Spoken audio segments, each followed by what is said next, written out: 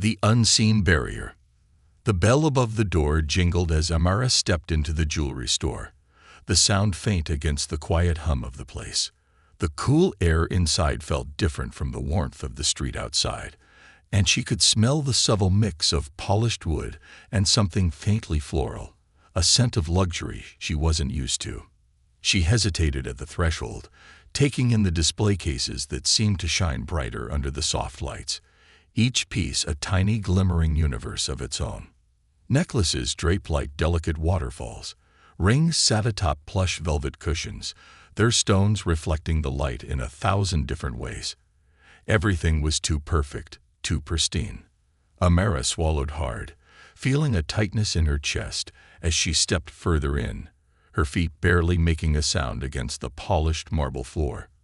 Her sneakers, scuffed and well-worn, felt foreign in the refined atmosphere. It was one of those moments, one of those unspoken truths, when you felt like you didn't belong, even though you weren't sure why. Amara tried to push it down. The sense of being an outsider, the sudden weight of judgment she felt pressing against her chest. She was just here to look, just here to admire the beautiful things she had never seen up close. Her eyes traced the delicate designs of the rings, the brilliant cut of diamonds that sparkled like stars under the store's soft lights. But even in the calm of her curiosity, she couldn't shake the feeling that she was being watched. She moved slowly, letting her fingers hover over the glass displays, but never quite touching. Her hands were warm from the heat outside, and the glass was cool to the touch, a barrier she couldn't cross. Her fingers traced the edges of the display cases, feeling the faint hum of something forbidden. The jewelry wasn't meant for her. It was meant for women who were more put together, more polished, women who looked like they belonged in such a space. Amara wasn't one of them. Her clothes were plain, an old sweatshirt, faded jeans, and shoes that had seen better days. She tried to breathe evenly, forcing herself to keep looking at the jewelry. Pretend she belonged, like her mother always said. Own the room. But even as she told herself that, Amara could feel the eyes of the other customers on her. They were older, some of them dressed in suits, others in elegant dresses. Their eyes, sharp and calculating, scanned her from head to toe, pausing for just a second longer than normal before shifting away, making it obvious they had decided who she was. Amara's stomach tightened, and she looked away, focusing instead on a necklace that seemed to catch the light differently than the others. Her hands, suddenly clammy, hovered just above the glass, afraid to leave a fingerprint. She could feel their eyes now, the other shoppers' eyes, as they followed her every movement. Amara kept her head down, hoping to disappear into the background, to fade into the store, but she couldn't. The polished floors, the velvet displays, everything screamed wealth and exclusivity, and she felt like an imposter. She noticed a woman behind the counter then, a tall figure in a black skirt and white blouse. The name tag on her chest read Sandra. The woman's eyes flicked over Amara, and a faint, almost imperceptible frown tugged at her lips. Her arms were crossed, her stance stiff, and Amara could feel the weight of Sandra's gaze on her like a force pressing her into the ground. The woman's eyes narrowed, the suspicion in them clear even from across the room. For a moment, Amara hesitated. She shifted uncomfortably on her feet, trying to ignore the growing knot of unease in her stomach. Was it obvious she didn't belong here? Was her discomfort written all over her face? Amara tried to move toward another display, her shoes squeaking slightly against the floor, but the tension in the air seemed to follow her. She could feel Sandra's eyes tracking her every step. It wasn't the friendly gaze of a saleswoman trying to help her. It was the gaze of someone who had already decided she wasn't welcome. Amara's heart rate picked up as she walked further into the store. She could feel the warmth of the other shoppers' gazes on her, could almost hear their silent judgments. She doesn't belong here. It wasn't said aloud, but the message was loud enough to drown out the soft classical music playing in the background.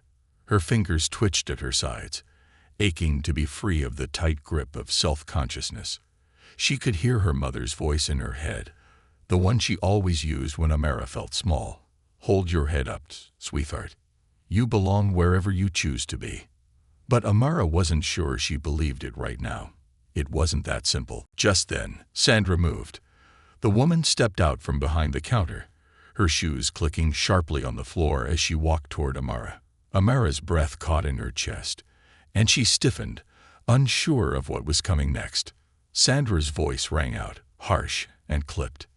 "Can I help you with something?" Sandra's tone wasn't warm. It wasn't even neutral. It was cutting. The words were heavy with suspicion, as if she already had an answer in her mind. Amara flinched, not knowing how to respond.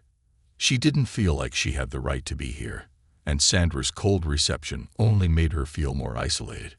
Her mouth felt dry, and she struggled to push the words past the tightness in her throat.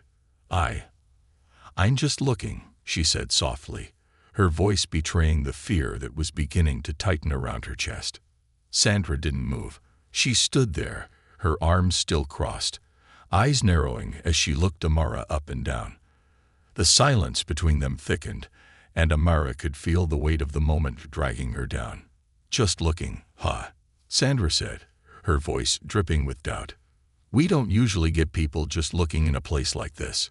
She glanced around the room, making sure the other customers were paying attention, then added with a slight smirk, "You planning on buying anything?" Amara's face burned with embarrassment. The words felt like a slap, like they weren't even meant for her to hear, but for everyone else in the store. She opened her mouth to respond, but the words wouldn't come. She wanted to tell Sandra that she wasn't causing any trouble, that she wasn't doing anything wrong, but the store suddenly felt too big, too suffocating. "I'm just admiring," Amara whispered, her gaze falling to the floor. She could feel Sandra's eyes on her, hard and disapproving. Sandra let out a small, mocking laugh. "Admiring, huh?" Her voice dropped to a tone that made Amara's stomach twist. "I think you'd better move along, sweetheart. This isn't a museum." Amara's hands clenched at her sides, nails digging into her palms as the familiar feeling of being an outsider washed over her. It was the same feeling she had gotten in other places, other stores, when people assumed things about her worth, before she even had a chance to prove herself. The weight of Sandra's words felt suffocating. "I don't belong here," Amara thought bitterly, the thought curling tight inside her chest. Sandra's voice came again, louder now, cutting through Amara's racing thoughts. "Why don't you tell me what you're really doing here?" Sandra asked, her voice growing harsher. "I think you should leave. You don't belong here." The words hit Amara like a blow. She felt them, sharp and raw, piercing through the fragile barrier she had tried to build around herself. She wanted to shout back, to stand up for herself, but all she could do was take a step back, the sting of humiliation flooding her senses. The air in the store grew thicker, heavier. Amara's breath quickened. She couldn't take it anymore. She started to turn toward the door, ready to leave and escape the spotlight, when a voice cut through the tension like a blade. "Hey!" It was sharp, commanding, familiar. Amara froze. Her head snapped up, her heart leaping in her chest, as she turned toward the entrance. There, standing in the doorway, was her mother. The unseen strength. The door chimed softly again as Amara's mother stepped into the jewelry store, her heels clicking sharply against the floor. For a moment, the world seemed to freeze. Amara's pulse raced, her breath caught in her throat as she looked at the woman who stood there, tall, confident, and unshakable. It was like a light had been turned on, cutting through the darkness of the room. The weight of the moment shifted, and all the tension that had been building around Amara seemed to dissipate in the air between them. Her mother was an anchor. Even from across the store, Amara could feel the quiet strength that radiated from her, the warmth in her mother's eyes, the firmness in her posture. Amara knew, without a shadow of a doubt, that everything was about to change. Her mother's gaze locked onto Sandra with the precision of someone who had been through battles before, someone who didn't take injustice lightly. She wasn't just standing there. She was commanding the space around her, taking control of the situation with nothing but her presence. She looked like she could freeze time, and for a moment, Amara thought she might. Sandra, on the other hand, froze. Her eyes widened in disbelief as she recognized Amara's mother. The confident, authoritative stance she had taken just moments before crumbled in an instant. She looked flustered, her mouth opening and closing in a useless attempt to formulate words. But there were no words that could undo what had just happened. "Is everything all right here?" Amara's mother's voice was low, but it carried a weight that made Sandra take a step back. Her voice was calm, but filled with a quiet rage that seemed to hum just beneath the surface. She had always been like this, composed, collected, but with a fire in her that few could match when someone she loved was threatened. Sandra didn't respond immediately. She glanced nervously from Amara to her mother, her face pale and drawn. The silence stretched between them, awkward and heavy, like an unbearable weight pressing down on her chest. Amara's heart pounded in her ears as she stood there, rooted to the spot. She felt a mix of relief and fear surge through her. Relief that her mother was here, fear at what might happen next. The store was silent, everyone watching, the stillness broken only by the soft hum of the overhead lights. Amara's mother stepped forward, her heels clicking sharply against the floor as she moved toward Sandra. There was no hesitation in her steps, no doubt in the way she carried herself. She didn't even look at Amara as she passed her, her eyes fixed entirely on Sandra. Sandra took a small, involuntary step back, as if shrinking under the weight of her mother's gaze. "Can I help you?" Sandra said, her voice shaky now, but she was trying to sound calm, trying to regain control of the situation. Her gaze flicked to the other customers, who were all watching, waiting for something to unfold. But Sandra wasn't in control anymore. She had lost at the moment she had assumed things about Amara. Amara's mother stopped just in front of her, close enough now that Sandra could no longer ignore her. "No," her mother replied firmly, her voice low but filled with authority. "I don't need your help. What I need is an explanation." Sandra's breath hitched as her eyes darted to Amara, who was still standing by the display case, trying her best to hide behind the glass. Amara could feel her gaze burning into her, but she didn't look up. She didn't want to see the humiliation that Sandra had just inflicted on her.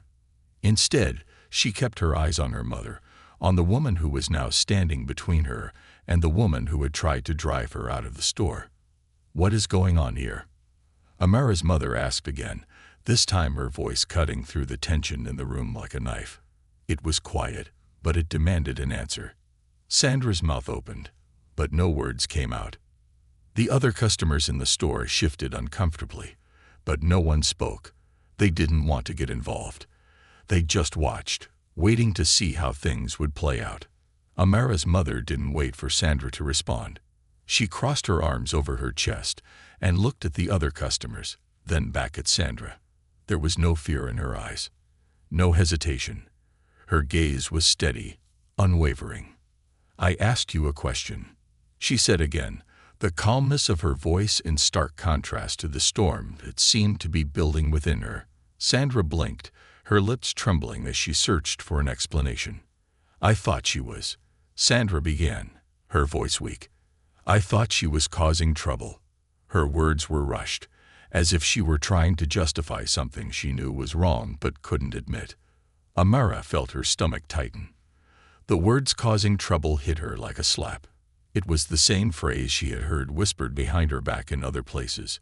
It was the same phrase that followed her whenever she stepped into spaces that weren't meant for her. But her mother didn't let Sandra off the hook. Causing trouble. By looking at jewelry. Amara's mother's voice was steady, but it carried a force that made Sandra falter. I didn't mean anything by it," Sandra stammered, her face flushing a deep red. She was struggling now, and Amara could see the desperation in her eyes. She had clearly underestimated the situation, and now she was caught in the web of her own prejudice. "Did you think she didn't belong here?" Amara's mother's voice was quiet, but there was an edge to it, a sharpness that cut through the awkwardness. Sandra's lips parted, but she didn't respond. She didn't have an answer. She didn't want to admit the truth. Amara's mother glanced at her daughter, her eyes softening for just a moment. "Are you okay?" "Sweetheart?" she asked, her voice now tender, as if nothing else mattered but making sure Amara was okay. Amara nodded, even though she didn't feel okay.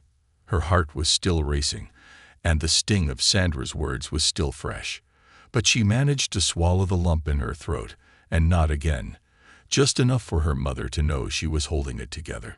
Her mother turned back to Sandra, her expression hardening once more. "You assumed that my daughter, was causing trouble, because she didn't look like the customers you're used to seeing." Sandra opened her mouth to speak, but her voice faltered. There were no excuses left. She had already said too much. "You thought because of her clothes, her skin, that she didn't belong here," Amara's mother continued, her voice rising slightly, no longer trying to hide the fury in it. "But she belongs here, just like everyone else." Sandra's face went pale as Amara's mother's words sank in. The other customers stood still, their gazes flicking between the three of them, unsure of how to react. Amara could hear the sharp intake of breath from someone behind her, but no one spoke.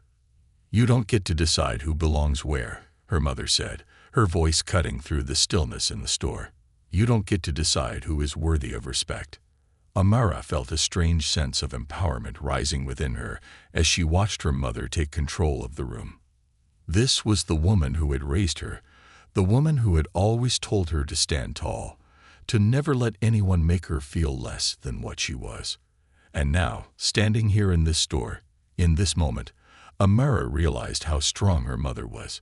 It wasn't just the authority she carried in her voice.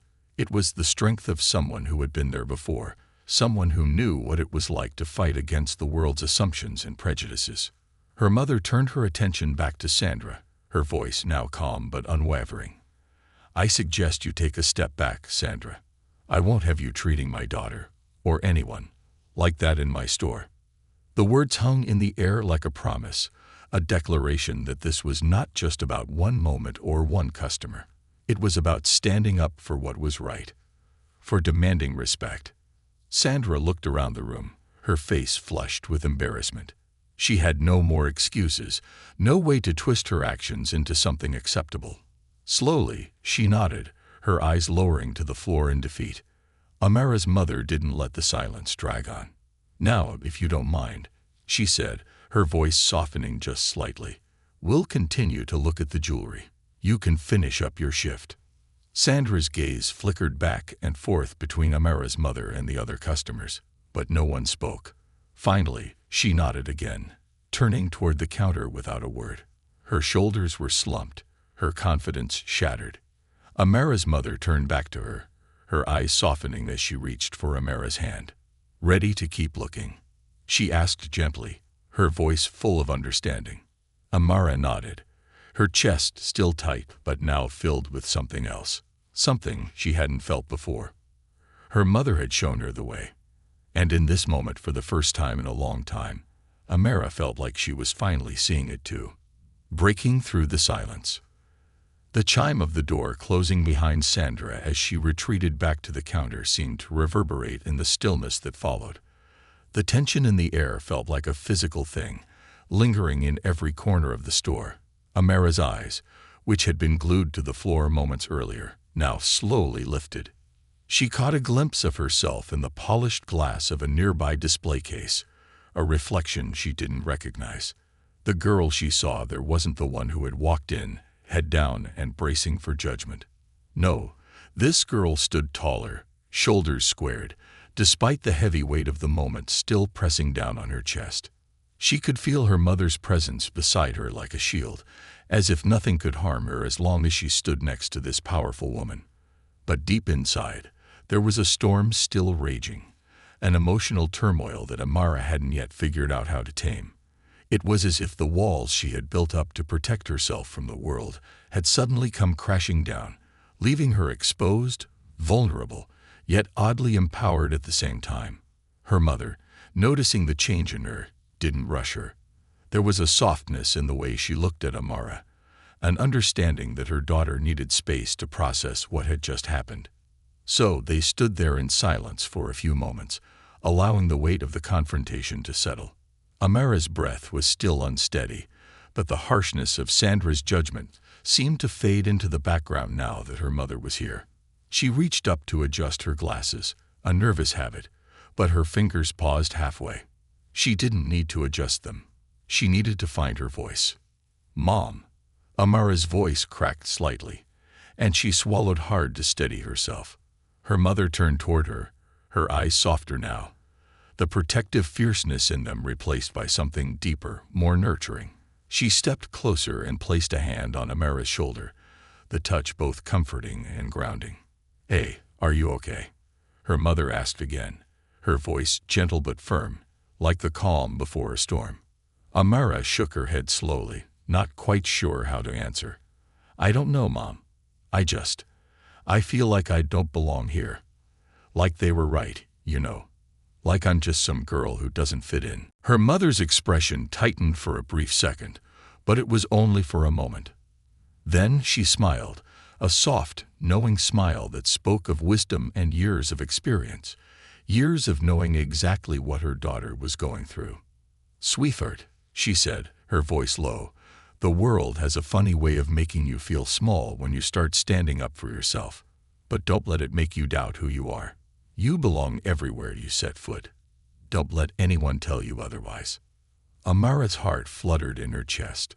She looked at her mother, really looked at her this time, at the grace with which she carried herself, at the strength in her eyes that could command any room, any space, without ever needing to raise her voice. Her mother had always been there for her, had always been the one to guide her. But now, in this moment, it felt different. It was like a spark had been lit inside of her, something deep and powerful that she hadn't known was there until now. "I don't know if I can be as strong as you," Amara whispered, looking down again at her shoes. The scuff marks on her sneakers seemed to mock her. "I don't think I can just brush it off like you can. I feel like everyone's watching me, judging me." Her mother's hand on her shoulder tightened ever so slightly, her fingers pressing into the fabric of Amara's worn-out jacket.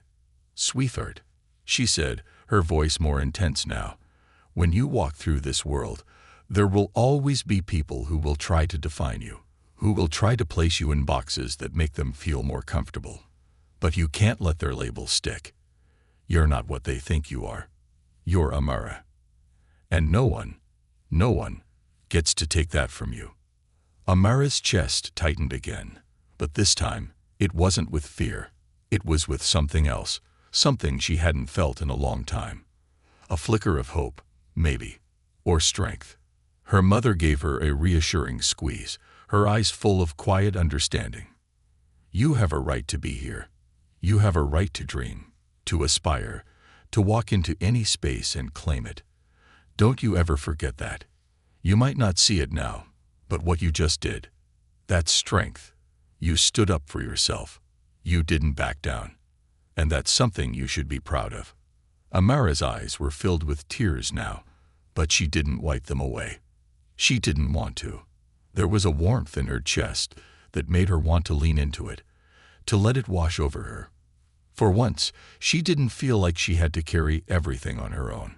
She had her mother beside her, and for the first time in a long time, she felt like maybe, just maybe, she could carry this weight. "Do you want to keep looking at the jewelry?" her mother asked, her voice soft but encouraging. "Or do you need a minute?"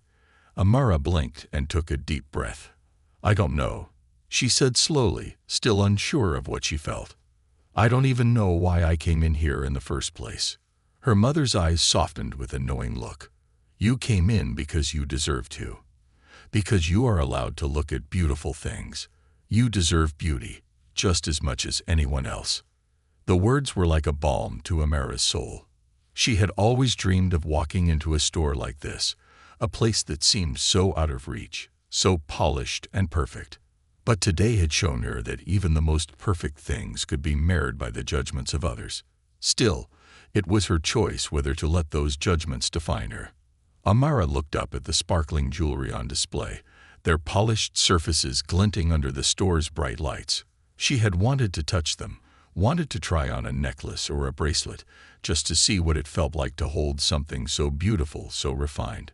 But now, in the presence of her mother's strength, It wasn't about the jewelry anymore.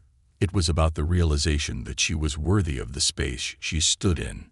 I guess I'll look," she said softly, almost to herself. "Just look." Her mother smiled, a proud glimmer in her eyes. "That's my girl." Amara stepped toward the display case, her fingers hovering above the glass.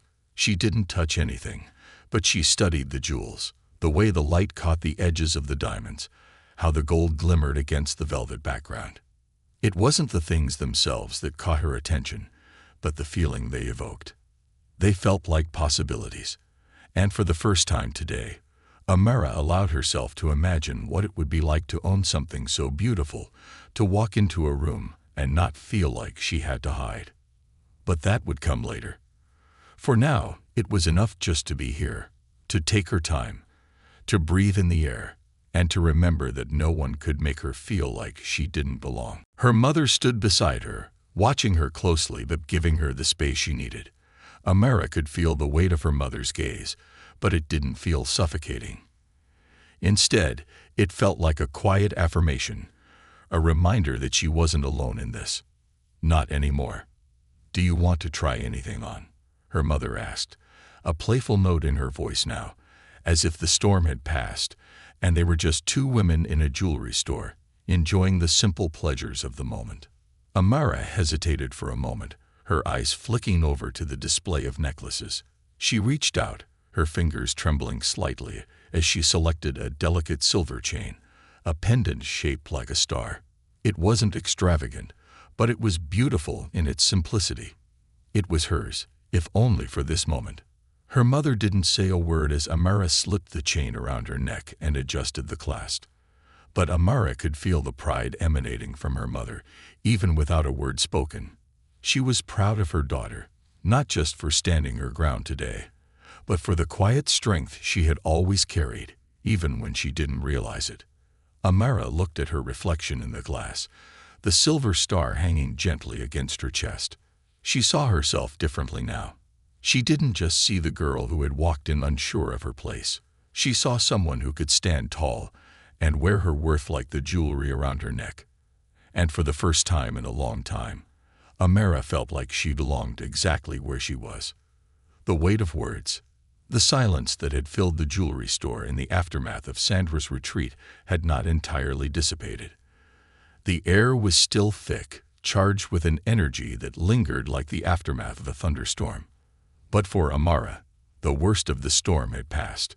With each breath, the tightness in her chest loosened, and the trembling in her hands slowly faded. Still, her mind was swirling, trying to process what had happened, what she had just experienced, and what it meant for her moving forward. Her mother stood beside her, calm but watchful, as Amara adjusted the silver star pendant around her neck for what felt like the 10th time. She wasn't sure why she kept fiddling with it. Maybe it was a way of grounding herself in the moment, a way of reminding herself that she wasn't just a passive bystander in her own life anymore. She had taken control of the situation today, had asserted her space when it felt like the world was trying to push her out. And for once, that feeling didn't seem so foreign.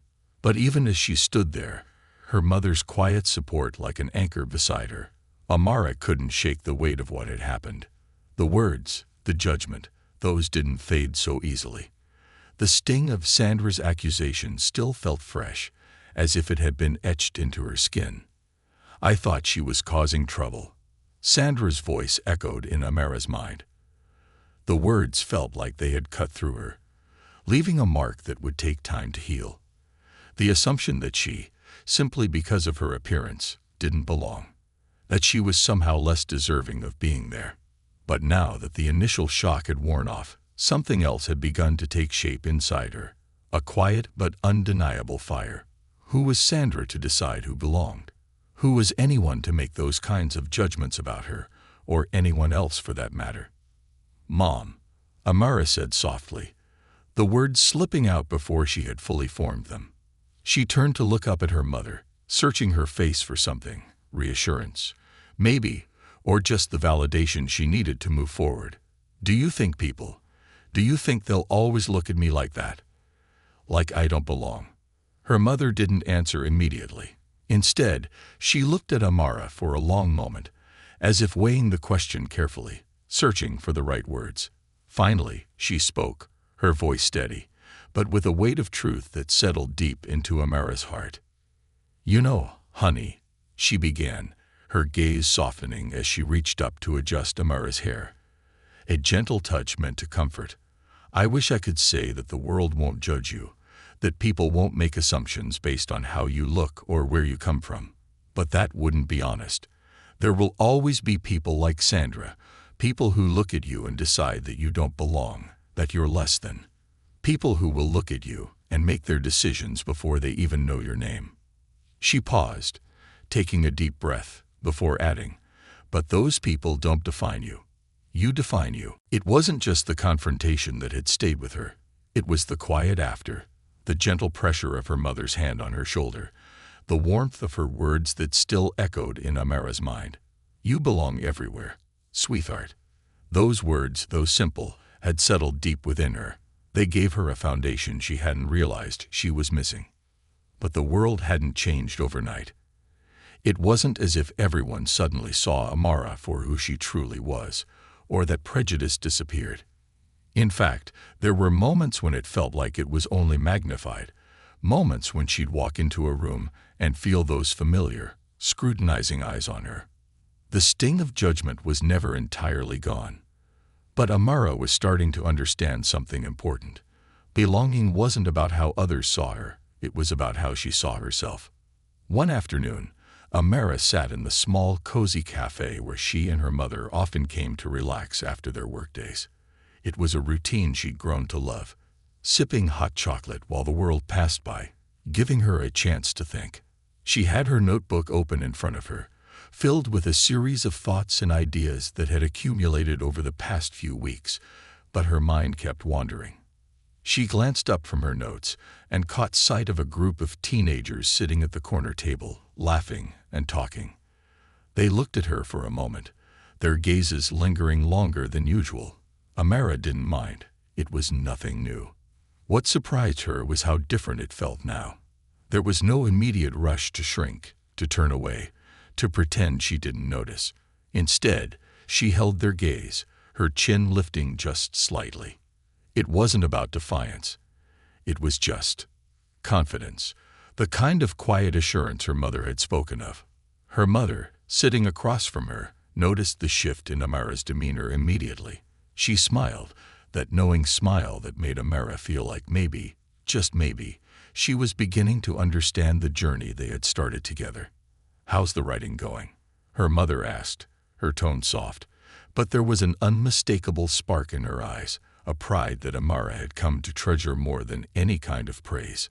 "I'm trying to figure out what comes next," Amara replied, tapping her pen thoughtfully against the page. "I don't know. Everything feels complicated." "Complicated how?" her mother asked, folding her hands in front of her, waiting patiently for Amara to gather her thoughts. "It's like, I don't know where I fit. I want to be heard, but sometimes it feels like the world just doesn't have space for me. Like I'm supposed to be something I'm not just to make other people comfortable. I don't want to be anyone else, but sometimes it feels like I'm invisible." Her mother listened quietly, nodding as if she understood exactly what Amara meant. Then, after a pause, she spoke softly. "Do you remember what I said to you that day at the jewelry store? About the people who make judgments based on what they see on the outside?" Amara nodded. She had heard it so many times by now that the words had become like a mantra in her mind. Her mother leaned forward, her voice firm but kind. "Belonging doesn't mean fitting into the space someone else has carved for you. Belonging means creating your own space. It means saying, 'This is who I am, and I'm not apologizing for it.' The world will try to shape you, to make you feel like you're not enough, like you have to be something different to deserve a place. But you don't. You already belong. You just have to claim your space." Amara let the words settle in, letting them wash over her in a way that felt both calming and electrifying. "Claim my space," she repeated, feeling the weight of her mother's words settle in her chest. But how do I do that when the world doesn't seem to want to give it to me? Her mother smiled gently, a knowing look in her eyes. You take it, little by little. Every time you stand up for yourself. Every time you say no to what doesn't serve you. Every time you speak your truth. That's how you claim your space.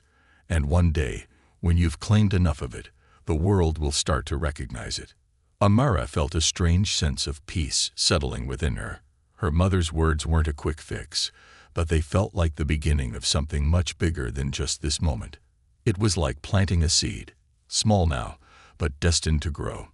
The more Amara let those words take root, the more she understood that the power to belong wasn't something that was given to her by others.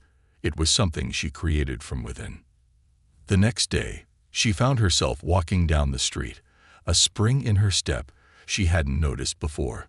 The sun was bright, and though the world seemed just as bustling and chaotic as it had always been, it felt different. She felt different. Amara's phone buzzed in her pocket, pulling her out of her thoughts. She pulled it out to check the message, her heart skipping when she saw it was from her best friend, Kyra. Hey, you still good for the event tomorrow? The community meetup. I think it's a good chance to get your voice out there. Amara's thumb hovered over the screen for a moment.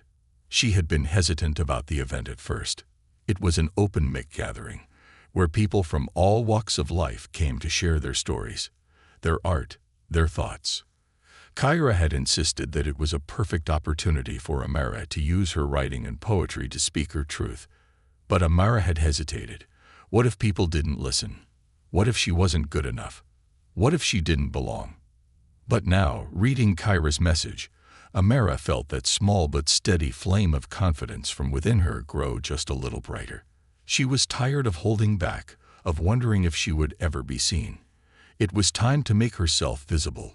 Time to claim the space she had always deserved. I'm in, she typed back, her fingers moving with newfound determination. I'll be there. When she hit send, something shifted. There was no going back now.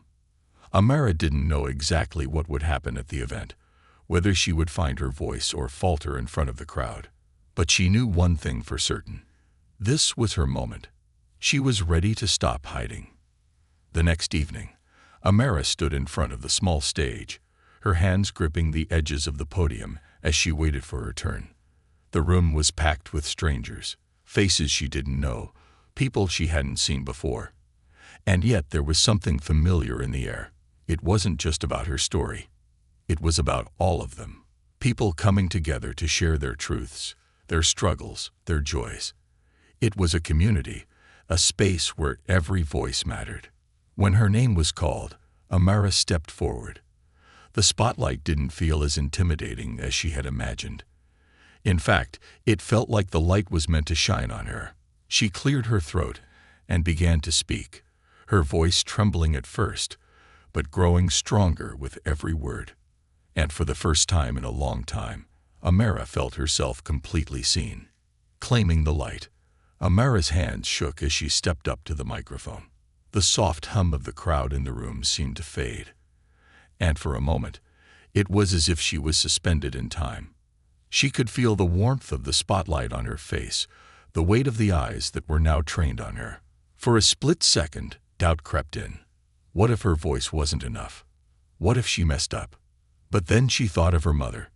She thought of the strength in her eyes when she'd stood beside Amara at the jewelry store, unshaken and unafraid to call out the injustice that had been done. She thought of the quiet confidence that had settled inside her ever since that moment, the realization that no one could define her worth but herself. She had been afraid then, but now she wasn't afraid to stand in the light. She took a deep breath and started to speak.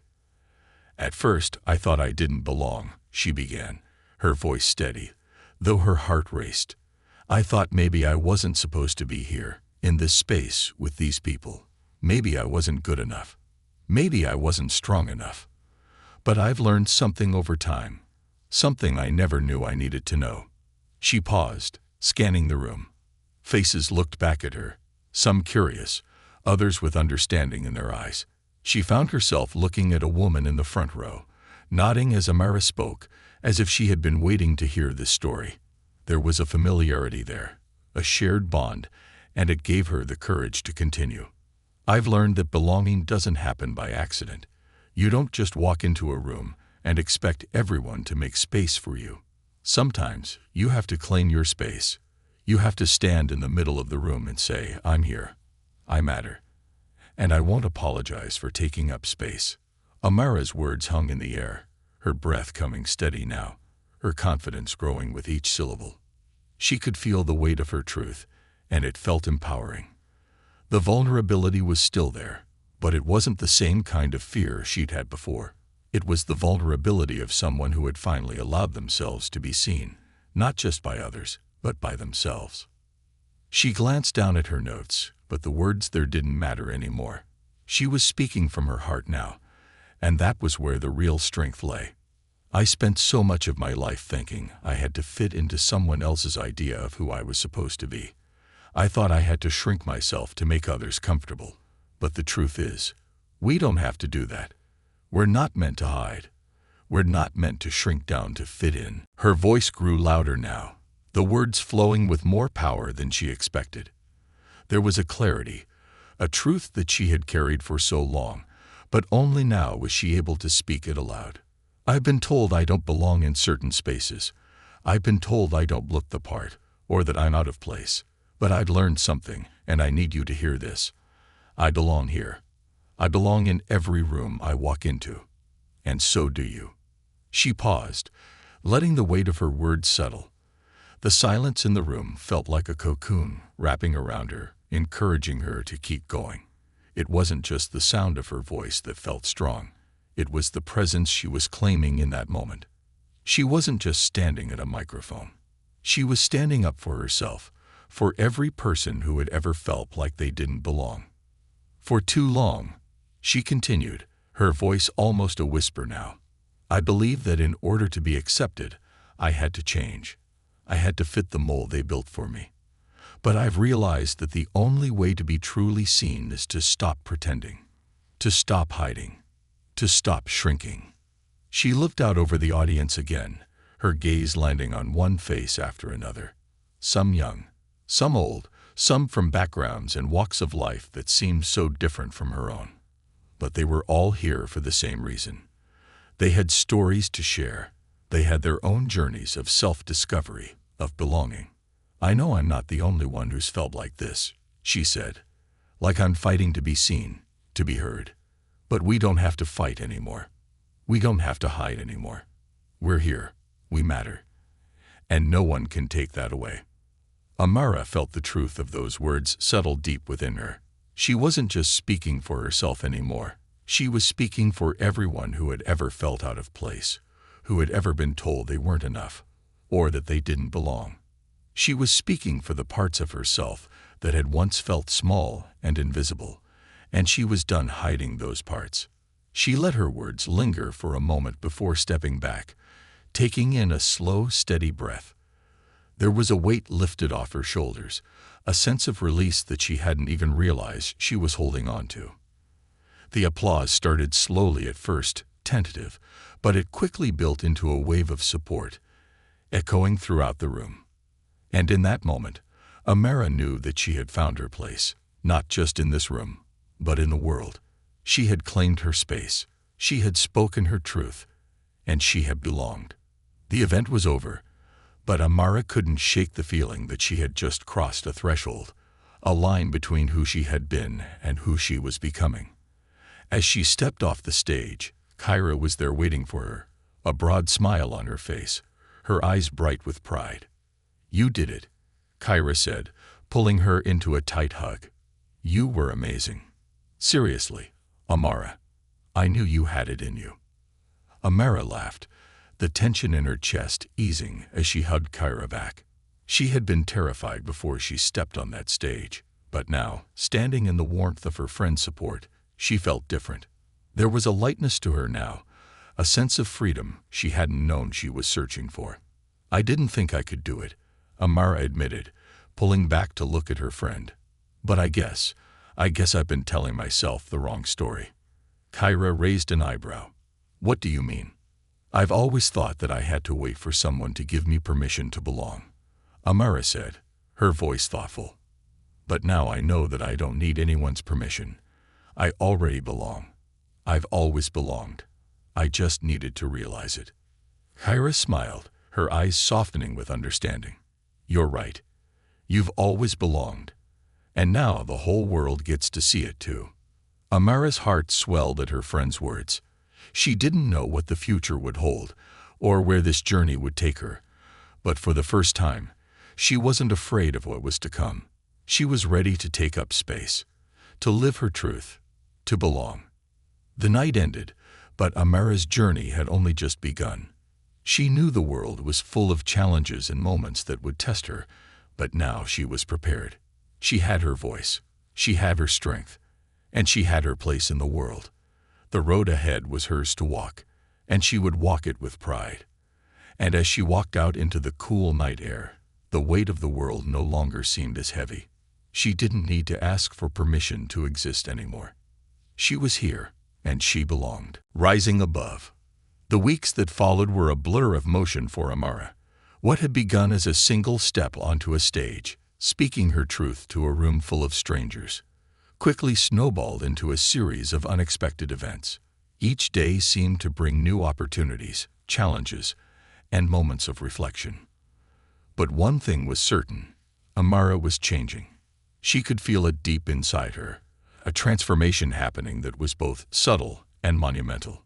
Amara had always been an observer, quiet, watching from the sidelines as others took the lead. But now, she was stepping forward, moving with purpose, no longer afraid to claim the space around her. It wasn't just the big moments, like the speech at the event, that were reshaping her. It was the small, seemingly insignificant decisions, the way she stood a little taller, the way she spoke a little louder, the way she carried herself with quiet confidence. Each morning, as Amara stood in front of the mirror getting ready for the day, she could see the difference. There was a spark in her eyes now that hadn't been there before. She no longer allowed the little voices of doubt to drown out her own. She had a sense of self that she had never had, and with it came the weight of new responsibility. The responsibility to carry herself with integrity, to keep learning, and to stand firm in who she was. It wasn't always easy. There were moments of fear, moments of self-doubt, moments when she questioned whether she was worthy of all the attention she was now receiving. But those moments no longer paralyzed her. They became stepping stones, tests of her resilience, challenges to remind her of her strength. One morning, as she walked to her favorite cafe, her phone buzzed in her pocket. She pulled it out and saw a message from her mother. Amara, I know you've been busy, but I wanted to check in. You okay? We should talk soon. I love you. Amara smiled, her heart swelling at the simple reminder of the love and support she had always known. It wasn't just her mother's words that made her smile, though. It was the way her mother's strength had become a part of her own. After that day at the jewelry store, Amara had seen her mother in a new light. It wasn't just her mother's power that Amara admired, but the way she used it. Her mother didn't demand respect. She commanded it. She didn't wait for others to give her permission to speak up. She spoke for herself, and when she did, she made sure people listened. Thank you, Mom, Amara whispered aloud as she typed a quick reply. I'm good. Things are going well. I've been thinking about a lot of things lately. We'll talk soon. Love you too. The cafe was bustling with activity as Amara stepped inside. She liked the energy here, the hum of conversations, the clinking of mugs, the quiet murmur of a crowd. The barista greeted her with a smile, and she ordered her usual coffee, taking a seat by the window to watch the world go by. As she sipped her drink, Amara thought about her journey, about the many places she had found herself since that moment in the jewelry store. Her life was no longer just about surviving. It was about thriving. She thought back to the shame she had felt in that store, how small she had felt, how invisible. It seemed so distant now, like it belonged to someone else. But she knew she wasn't alone in her journey. She had started a conversation, one that others were beginning to join. People were starting to reach out to her, sharing their stories of overcoming obstacles, of finding their own voices, of learning to stand tall despite the challenges they faced. And Amara listened. She listened with empathy, with the understanding that her experience was just one of many, but that each story was powerful in its own right. Her phone buzzed again, this time with an email from Kyra, her close friend, and now a trusted advisor. Kyra had become more than just a friend over the past few months. She had become a mentor of sorts.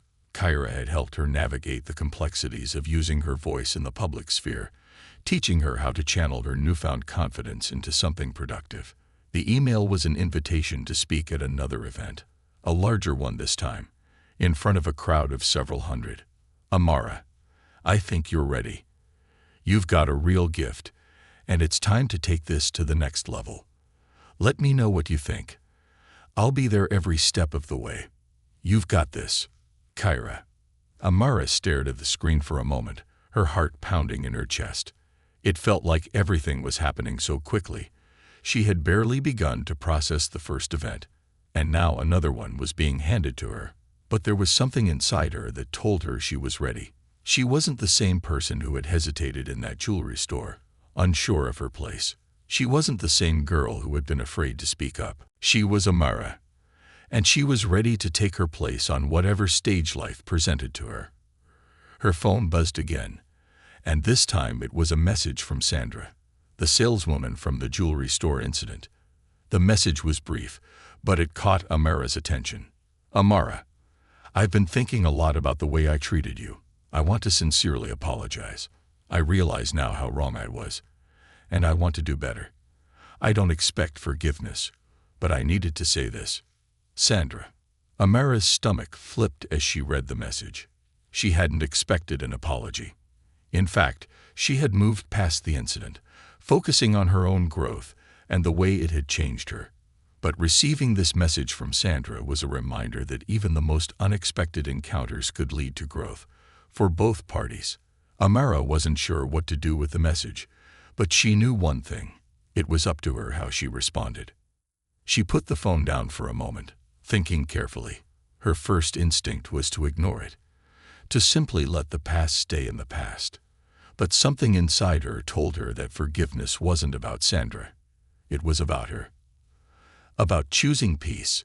So, after a moment, she picked the phone back up and typed a simple reply. Thank you for your message, Sandra. I appreciate your apology. I'm doing well, and I hope you are too. Take care. She hit send, feeling a sense of closure wash over her. She wasn't holding on to the pain anymore. She had grown too much for that. As the days passed, Amara felt herself becoming more centered. She knew she had much to learn and much to experience, but she also knew that she wasn't alone. She had a community, a support system of friends, family, and even strangers who were now part of her journey. Together, they were all carving out a space where they could thrive. The invitation from Kyra to speak at the upcoming event became the catalyst for a new chapter. Amara began writing her next speech, this time more focused on the power of community and the strength found in vulnerability. She knew she had a unique story to tell, but she also knew that her story was just one part of a much larger narrative, a narrative of resilience, courage, and self-empowerment. The evening of the event arrived, and Amara stood backstage, her heart racing with anticipation. As she waited for her turn to step out onto the stage, she felt a sense of peace wash over her. She wasn't nervous anymore. She was ready. She was ready to share her truth, to stand tall, and to continue claiming her space in the world. The lights dimmed, the crowd hushed, and Amara stepped onto the stage, a quiet smile playing on her lips. She had come a long way from that jewelry store, and she knew she was only just beginning.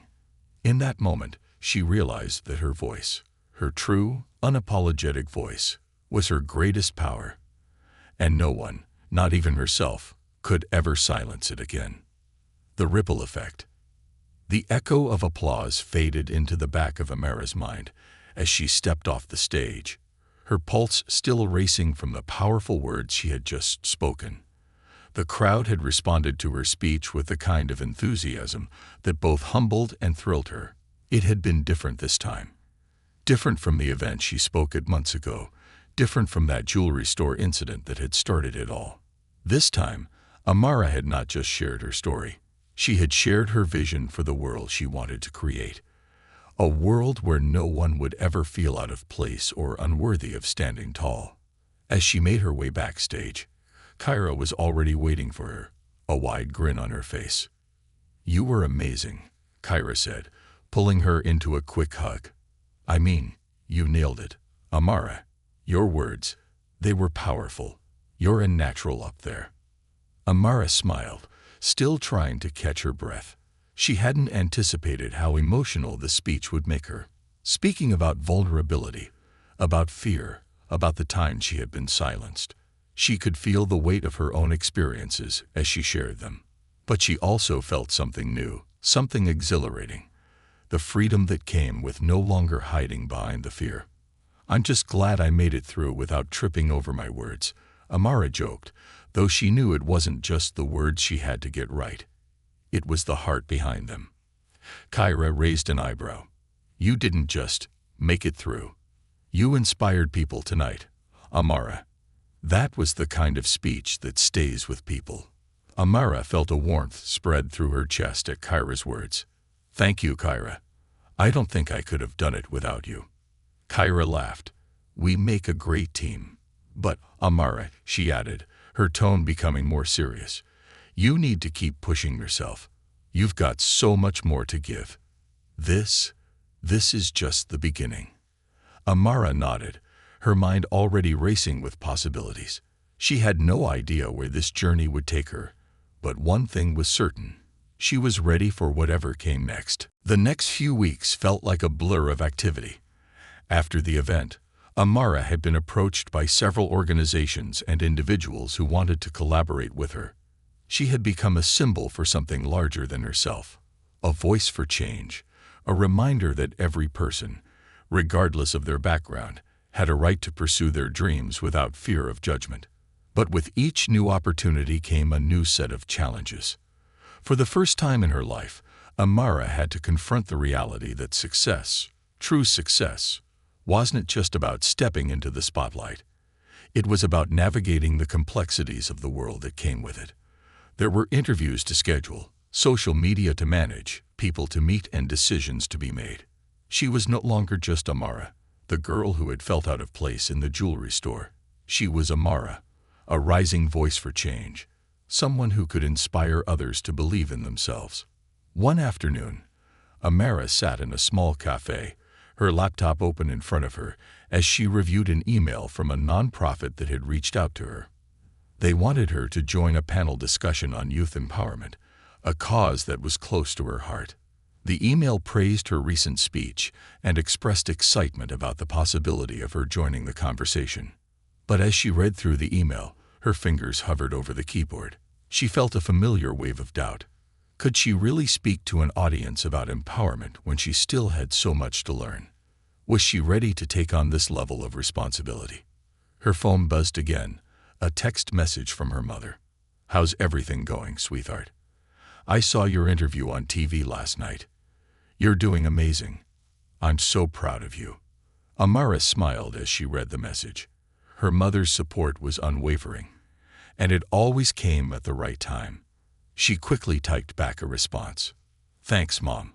I'm a little overwhelmed, honestly. There's a lot happening right now, but I'm grateful for all of it." The response came almost immediately. "Remember, you've always had everything you need inside you. You just have to trust yourself. Keep going, Amara. I'm here, cheering you on every step of the way." Amara sat back in her chair, her heart swelling with pride. It was true. She had always been capable of more than she had believed. Her mother's words were a reminder that this journey wasn't about being perfect. It was about showing up, being present, and doing the best she could. She hit reply and typed, "I'll keep going, Mom. I promise." With a renewed sense of determination, Amara opened her email again and clicked reply. "Thank you for the invitation to join the panel discussion. I'm honored by the opportunity and would love to participate. I look forward to working together." She clicked send and sat back, taking a deep breath. It felt like the right decision. She was ready to step into this next chapter, ready to take on the responsibility that came with it.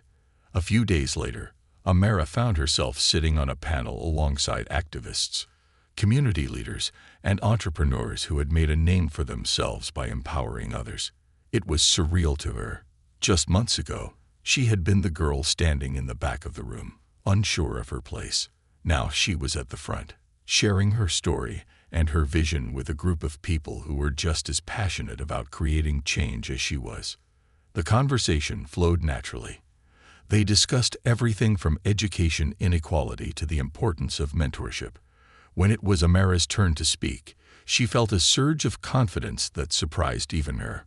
She spoke about the need to uplift young people, especially those from marginalized communities, and how critical it was to create spaces where they could feel seen, heard, and valued. "The truth is," Amara said, her voice steady, "we all carry something inside us, something that makes us unique, and we can't let the world tell us that we don't belong. We have a right to show up. We have a right to claim space. No one can take that from us, unless we let them." There was a moment of silence after she spoke, and then the room erupted in applause. Amara felt her heart race with exhilaration, not from the applause itself, but from the feeling of finally finding her voice. It was then that she realized she was no longer trying to fit into a world that didn't understand her. She was creating the world she wanted to see, a world where everyone, no matter their background, could claim their space, speak their truth, and believe in their worth. As the panel ended, Amara walked off the stage, her heart full. People approached her with kind words, sharing their own stories, and thanking her for her insights. But there was one conversation that stood out to her above all the rest. A young woman, maybe in her early 20s, came up to her with tears in her eyes. "Amara," she said softly, "your words, they gave me the courage to stop hiding. I've always felt like I don't belong, like I'm too different. But after hearing you speak, I feel like I have a place. Thank you for being brave enough to say what so many of us need to hear." Amara felt her throat tighten. "Thank you," she whispered back, her voice thick with emotion. "You belong. You have every right to be here." As the woman walked away, Amara stood there, watching her go. She had no idea how much her words had impacted this stranger, but in that moment, she understood something profound. Her voice wasn't just her own anymore. It belonged to everyone who needed to hear it, to everyone who felt unseen or unheard. The ripple effect had begun, and Amara was only just getting started. Amara swallowed hard, trying to absorb her mother's words. They were simple, but they carried the kind of weight that only years of experience could impart. Her mother had been through this. She had faced this kind of prejudice time and time again. And still, she had risen above it. "But I don't know if I can just ignore it," Amara murmured, her fingers fidgeting with the pendant again. "It feels like, I don't know, like the world is trying to tell me that I'm not good enough, that no matter what I do, I'll never be seen for who I really am." Her mother nodded thoughtfully, her expression shifting, as if she were revisiting her own past struggles. "I felt that way too, Amara. We all have, in different ways. And it's not easy. But here's what you have to understand. Every time you feel like the world is telling you no, you have to find a way to say yes to yourself." She gave Amara a serious look, her eyes filled with resolve. "It's not always easy, and sometimes you'll doubt yourself. But you are good enough. You're more than good enough. And one day, you won't have to fight so hard to remind yourself of that. It'll be in your bones." Amara's chest tightened, a lump forming in her throat. The desire to argue with her mother, to tell her how hard it was, how impossible it felt to keep fighting, welled up in her. But she swallowed it down, knowing that this wasn't the time for self-pity. Her mother was right. Amara had already fought once today. She had stood up for herself, in the face of something she couldn't even fully understand yet. And that mattered. "What if they never see me?" Amara whispered, her voice barely audible. "What if I always have to fight to be seen?" Her mother's eyes softened, and for a moment, she didn't speak. She just looked at her daughter, her expression full of something deeper than words, something that perhaps only a mother could express. And then slowly she spoke again, her voice gentle, but with the quiet authority that Amara had always admired. Then we keep fighting. Not because we have to, but because we can. We fight for ourselves. We fight for people like us, who feel like they don't belong. And we fight for people who don't know they need our fight yet. Because the more we stand up, the more we make space for others to stand up too. That's how you change the world, one moment at a time. Amara closed her eyes, the weight of her mother's words sinking in like an anchor in a stormy sea. Her heart, which had been fluttering with uncertainty, began to settle. Her throat, which had been tight, loosened. She felt a spark within her, small at first, but growing stronger with every passing second. It wasn't a bright, loud spark like the fire that had surged through her when Sandra had tried to humiliate her. No, this was quieter, steadier, a flame that wouldn't burn out. She wasn't sure exactly what would come next. She didn't have all the answers. But for the first time, she felt the strength to keep moving forward, to keep believing that she could change the world, even if it was just her small corner of it. "What now?" Amara asked, her voice steady but still tinged with the uncertainty she couldn't quite shake. Her mother smiled, and it was the kind of smile that held years of experience, years of struggle, and years of wisdom. "Now," she said softly, "we keep walking, and we keep looking forward. And next time we walk into a store, or any place where people might look at us and judge us, we walk in with our heads held high, because we're not just anyone. We're someone." Amara looked around the store, taking it all in. The polished cases, the sparkling jewels, the hushed voices of customers whispering in the background. For a moment, it all felt distant, like it wasn't even a part of her life. But as she looked at her reflection again, this time she didn't see the nervous, unsure girl who had walked in. She saw herself, strong, proud, and ready to claim her space in a world that didn't always make room for her. She turned to her mother, a small smile tugging at the corners of her lips. "I think I'm ready," she said, her voice more sure now, more grounded. Her mother's eyes sparkled with approval. "Let's go then, sweetheart. The world's waiting for you." Amara nodded, and together they stepped forward into the unknown, ready to take on whatever came next, one step at a time. The path to belonging. The next few days passed in a blur for Amara. She still couldn't quite shake the memory of the jewelry store, of Sandra's harsh words, and the heavy tension that had hung in the air. But as time went on, the sharp edges of the experience began to soften, and she found herself thinking more about the moments that followed, the moments when her mother had stood beside her, unyielding and unwavering, and had shown her a version of strength that Amara hadn't known she could possess.